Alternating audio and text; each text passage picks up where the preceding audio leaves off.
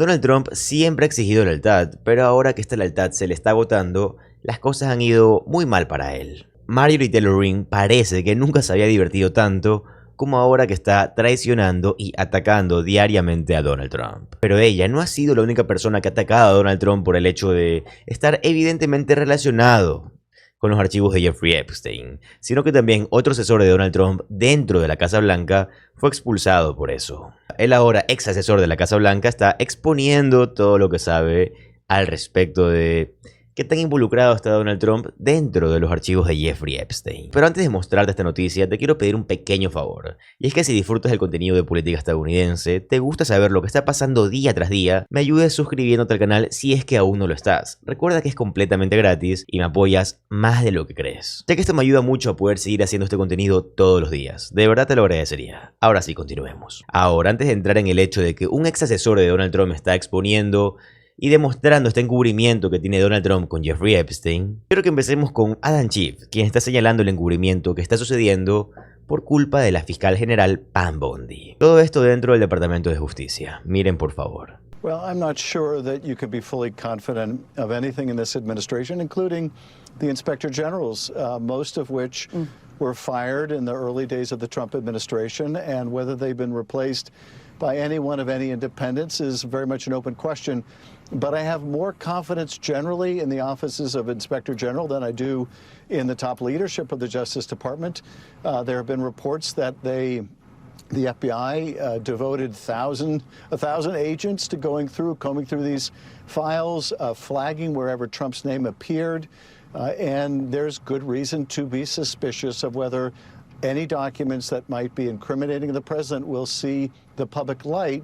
So one way of trying to make sure that the disclosures are fulsome, as required by the law that was passed on a bipartisan basis, is to get the Inspector General to review the custody of these documents to determine whether any are missing. And the administration is supposed to give us a log of anything they're withholding to determine whether that log is complete or whether the thing's missing from there too.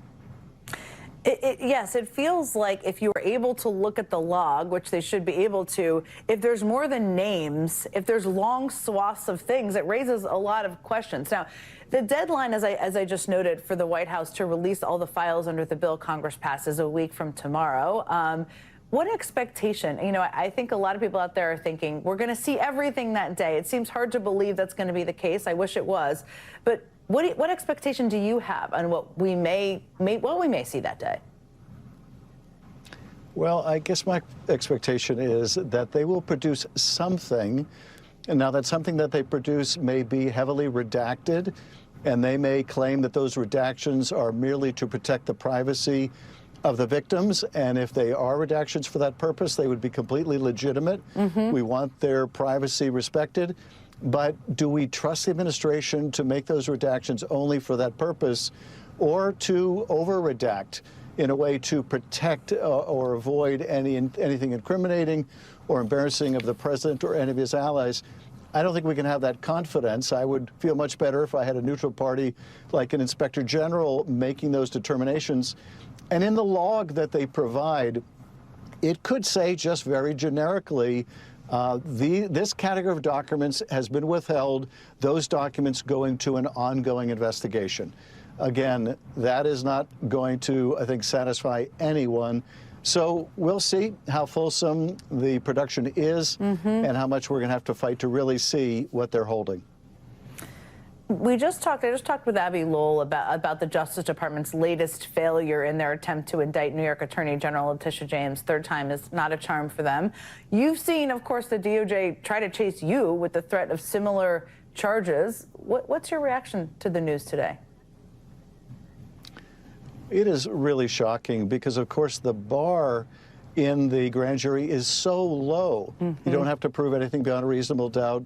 It's merely showing probable cause, and the prosecutor who goes into that grand jury decides what that grand jury sees. And if they're not ethical, they don't show them anything that would be exculpatory. They only show them what they want to help convince that grand jury to indict. Todos sabemos cuál es el objetivo final de Pam Bondi.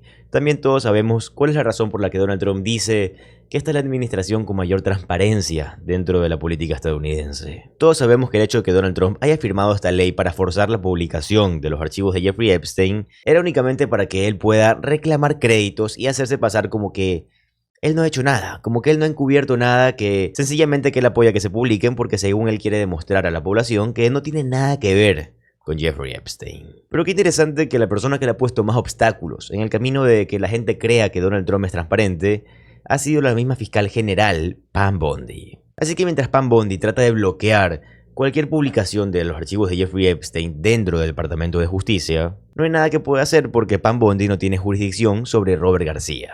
Pam Bondi tampoco tiene jurisdicción sobre el comité de supervisión y Pam Bondi evidentemente no tiene poder sobre la herencia de Jeffrey Epstein, de donde por cierto hemos sacado bastante información que incrimina directamente a Donald Trump. Claro, y las más de 95.000 fotos que fueron publicadas hace unos días que demuestran muchas cosas interesantes. Y también demuestran un hilo que yo creo que ha sido muy poco reportado en cuanto al encubrimiento de Jeffrey Epstein hablamos. Y este hilo es entre Steve Bannon y Jeffrey Epstein. Como vimos hace unos días, estas fotos pintan una imagen mucho más clara de la relación que sabemos que existía y que ha existido ampliamente reportada entre Steve Bannon y Jeffrey Epstein. Realmente muestra lo cercano que eran. Todo esto hasta el fallecimiento de Jeffrey Epstein. Porque yo creo que estas fotos son tan interesantes y que todas estas pruebas deben de ser cubiertas por los medios. Porque yo estoy seguro, y creo que muchos también, de que este encubrimiento de Jeffrey Epstein no viene sucediendo desde este mandato de Donald Trump, ni siquiera desde el anterior, sino que mucho más atrás. Según un hermano de Jeffrey Epstein, este era un tema que le preocupaba a Donald Trump, incluso durante su campaña para primera elección que tuvo como presidente. Así que él entendía que esto era una responsabilidad política, pero retrocedamos aún más. Donald Trump siempre se ha rodeado de personas que han estado muy cercanas o ligadas con Jeffrey Epstein. Y aquí hay dos opciones. O lo hace porque estas personas han ayudado a Jeffrey Epstein y él quiere que lo ayuden de la misma forma, o porque quiere mantener no a sus enemigos, sino a sus cómplices cerca. Pero luego vamos a la primera administración de Donald Trump, donde Donald Trump contrató a Alan Dershowitz para defenderlo en su juicio político. Y también trajo dentro de su administración a Alex Acosta. Ambas personas eran muy cercanas a Jeffrey Epstein y Donald Trump los acercó a él. Y luego tienes a Steve Bannon, quien fue despedido de la administración de Donald Trump e inmediatamente fue contratado para hacer algo así como relaciones públicas de Jeffrey Epstein. Ellos eran muy amigos y de hecho hablaban bastante de sus ideas políticas, ideas populistas, lo cual es raro viniendo de Jeffrey Epstein, la verdad. Pero el punto es que ambos eran cercanos y ambos entendían que esa relación podía poner en peligro o molestar un poco a Donald. Y por supuesto, de hecho, Jeffrey Epstein habló bastante sobre cómo a Donald Trump no le gustaba esa amistad entre Jeffrey Epstein y Steve Bannon. Y Steve Bannon, hasta el momento en el que Jeffrey Epstein se quitó la vida o se la quitaron, eso aún está en disputa. Steve Bannon hablaba sobre cómo gente estaba buscándolo a él, gente estaba detrás de él. Y que tal vez él trabajaba para Jeffrey Epstein únicamente para buscarse un favor de Donald Trump. Así que todo este enrollo, toda esta telaraña que está pasando, que estamos descubriendo, siento que está siendo muy poco publicada por los medios. Únicamente los medios independientes como el que estás viendo o otros medios independientes, que en su gran mayoría son angloparlantes, están tocando este tema. Y no creas que esto es algo que únicamente tiene que ver con Donald Trump, Pam Bondi o Kash Patel, no. Esto va mucho más allá. Esto es una conspiración muy amplia que vincula directamente a la administración de Donald Trump. Y creo que es muy importante hablar de esto y tenerlo claro cuando hablamos de otra información que está ahí dentro. Y esto no viene únicamente del patrimonio de Jeffrey Epstein, sino que también viene de documentos judiciales que han sido publicados. Pruebas y testimonios del gran jurado que han demostrado que Pam Bondi ya no puede encubrir tanto como quiere. Eddie Melber desglosó todo esto y me gustaría que le prestes atención, por favor.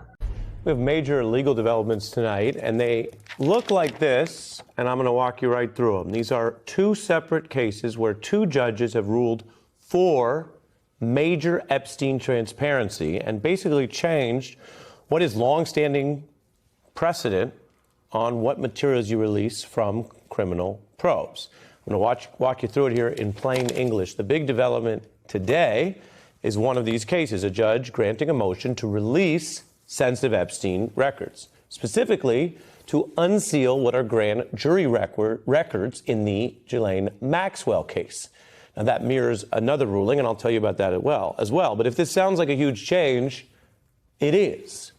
If you think back to every case you've ever looked into, maybe you're a true crime Whitey Bulger fan, maybe you remember the Mueller probe, grand jury materials are protected by Rule 6, which is one of those sort of long-standing rules of the federal court system. And the reason the grand jury materials are usually secret is because, unlike, say, an open trial where the government is presenting certain evidence, this is a private process designed to decide whether you get to trial or not. And for many reasons of fairness, say they don't indict and move forward, you don't just release everything they ever talked about. It could affect people's lives or careers. That's generally the baseline. But there is a new law in town. It's called the Epstein Files Transparency Act. You probably recall it because it was passed over the objections of Donald Trump all year. Then at the end, he claimed he was for it. He was forced into signing it. Republicans bucked him. And that law now requires the release of a ton of different types of Epstein material, colloquially referred to as the Epstein Files, this month by December 19th. So this new ruling responds to that law, and it comes just after another judge agreed in another case that also involves Epstein in Florida. Remember, there was that earlier Epstein case down there? So a Florida judge down there orders those Epstein grand jury records to also be released by the same logic. Now, this may sound like one of these legal weeds type things, but I want to point out a couple points on this with you. Number one, this is why the government, Congress, still has these vast powers. Sometimes we watch Congress and feel like they're not doing much or they're only fighting. But because of the push that we follow, the survivors, Ro Khanna, Republican Massey, and then winning over the objections of even the House Speaker, they passed this new law, the Epstein Transparency Act. And so, number one, new laws can change everything. Judges who literally last month were like, hey, you know we can't release grand jury materials, they're always secret, today are saying, if you read the law, if you read the ruling, well, there's this new law and it says release everything, and this applies to everything. Number two, we've heard a lot about whether the Trump DOJ will try to play games or hold back materials. But I want to point something out. And maybe people who think everything Trump does is wrong will have to face some cognitive dissonance. But this is coming because the Trump DOJ asked to release the materials. This is not from some critical group or survivors class action lawsuit. This is Pam Bondi's DOJ, only under pressure, of course, as you know, but the pressure worked. Both these rulings will release new Epstein files and Maxwell files from previously secret grand jury materials because the DOJ was pushed into asking for it. That leads me to point three, which is everyone's watching to see if they play games going up to December 19th. On these grand jury materials, it would appear that rather than playing games, they're trying to get the files out. They invoke the new law and ask the judges to let them release it, and that's where we're headed. So that's pretty interesting because if they later play games, say if Pam Bondi says, oh, we're going to redact everything, well, look what you have. New rulings from these judges saying, no, you got to release this stuff because of the new law. So that would be bad for anyone trying to hide too much in the future. Now, one judge did criticize Bondi's DOJ, saying that while they paid lip service to Maxwell and Epstein's victims, they have not. Y bueno amigos, acabamos de llegar al final del video. Primero que todo espero que te haya gustado y segundo te quiero dar un pequeño consejo. Quiero que te lo tomes simplemente como lo que es. Un consejo, no es obligación que lo tomes, pero tiene que ver bastante con cómo manejas tu economía ahora. Ahora que Estados Unidos se encuentra dentro de una crisis económica gigantesca. Primero que todo, algo que ya todos sabemos, es que Estados Unidos está dentro de una recesión. O sea, tiene problemas económicos gigantescos. Pero aparte de esto, Estados Unidos se encuentra dentro de una estanflación. ¿Qué es una estanflación? Es cuando el gobierno tiene, todo un país tiene desempleos gigantescos y un nivel de inflación gigantesco. ¿Qué quiere decir eso? Desempleo pasa cuando las personas no tienen empleo, o sea, no hay dinero. E inflación es cuando las cosas son más costosas, o sea, las cosas son más caras y la gente no tiene dinero. Eso es estanflación y es un fenómeno económico que no es tan común. Porque por lo general dentro de una economía estable o más o menos estable, lo que pasa es que la inflación está alta, o sea los precios altos, pero el nivel de desempleo está medio o bajo, o sea hay empleo, o sea hay dinero. O pasa lo contrario, a veces el nivel de desempleo está alto, o sea no hay empleo, no hay dinero, pero el nivel de inflación se mantiene en medio o bajo, o sea los precios no suben o incluso bajan. Eso es una economía normal y de hecho la economía estadounidense siempre ha sido así. Evidentemente tienen un buen nivel de empleo y los precios se mantienen ni siquiera tan altos, normales. Pero ¿qué está pasando ahora? Ahora las personas tienen que soportar una subida de precios gigantesca. Literalmente lo que compraban antes con $1000 dentro del supermercado, ahora gastan 1500, 1600, 1400, varía. ¿A qué punto quiero llegar? Es que mira, Donald Trump lleva como 11 meses como presidente, le faltan más de 3 años, y en este tiempo que lleva como presidente ha logrado arruinar la economía estadounidense de esta manera. Ha perdido más de 1 millón de empleos. Literalmente su tasa de desempleo está 54% por debajo de cómo estaba en la era de Joe Biden. Sin contar el nivel de inflación gigantesco que todo es gracias a sus aranceles, como te lo he explicado en varios videos. ¿Cuál es el punto? Si logró hacer esto en menos de un año, imagínate lo que va a poder hacer en 3 más. Aquí es donde te quiero decir mi consejo. Si tú eres una persona que vive en Estados Unidos y gracias a Dios tienes la bendición de tener un trabajo, una fuente de ingresos, quiero que escuches el siguiente consejo. Mira, entendiendo todo lo que está pasando, yo te recomendaría que hagas un cálculo en Excel de qué tan costosa es tu vida. ¿A qué me refiero? ¿Cuánto gastas en lo necesario en alimentación? O sea, al mes, ¿cuánto es tu gasto en comidas? En el supermercado, si tienes que comer fuera obligatoriamente, en comida. Luego de eso, ¿cuánto es tu gasto obligatorio en medicinas? Que no sé si tienes algún tipo de enfermedad o algo. ¿Cuánto gastas? ¿Cuánto gastas al mes en tu hipoteca o en tu arriendo? Ten todos estos cálculos en mente. ¿Cuánto gastas en transporte, gasolina o el medio que utilices para ir a tu trabajo en el caso de que gastes en eso o sea una obligación? Y también obviamente pon ciertos gastos de salidas porque uno no puede encerrarse en su vida, obvio. Pero trata de que sea lo mínimo posible en todo, lo mínimo con lo que puedas sobrevivir. Digamos que este número mágico es $1500. Con 1500 podrías vivir al mes. Eso quiere decir que tienes que guardar, al menos yo, en lo que yo te recomendaría, 3 meses de trabajo o 3 meses de sobrevivir. Si sobrevives con 1500, ahora 3 meses serían $4500. ¿Por qué queremos llegar a este punto? Mínimo de 3 meses porque podría ser 6.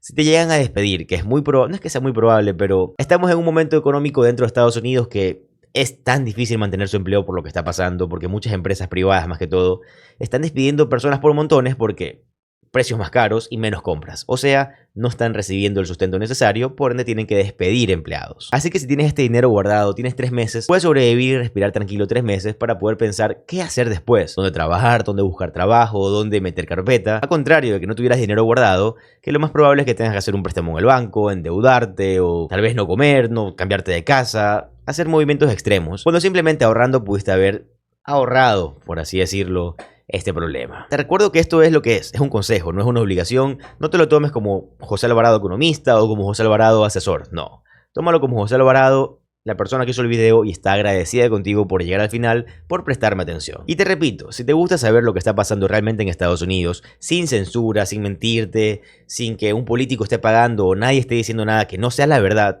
te va a encantar suscribirte al canal porque eso es lo que hago todos los días. Mi nombre es José Alvarado. Soy economista y estoy comprometido a informarte diariamente. Nos vemos en el siguiente video. Adiós.